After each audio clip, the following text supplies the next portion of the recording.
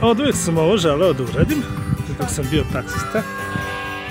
Znači, želeo sam da pokažem jednu od najlepših ulica u gradu, mada se trenutno ne čini da to jeste. Skrivena, a opet skoro u centru grada, a prelepa.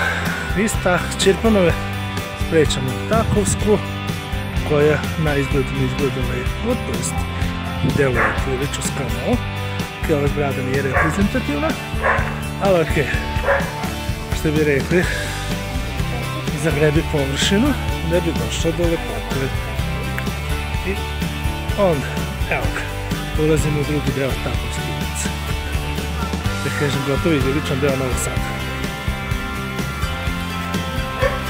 Pa, deo kojem čak ima i kuća, nećete verovati. A tu smo naspram Futoške ulice. Ovo je Takovska.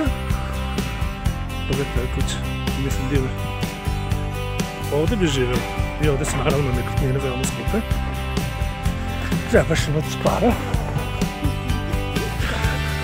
Da bi čovjek sebi priuštio ovako nešto.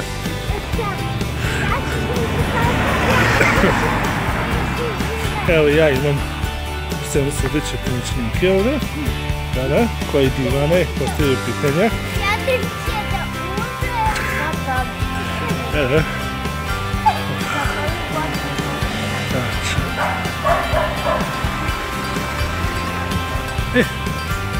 Idemo dalje.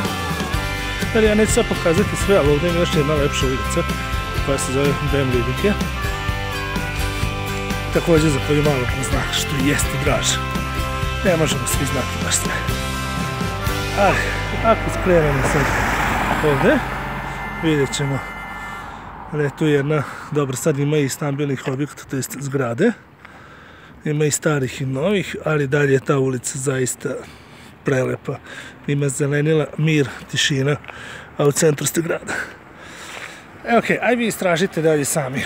Što se mene tiče, to je to. Hvala. Čujemo se, vidimo se. Taksi priča. Ili ti vlog. Ćao.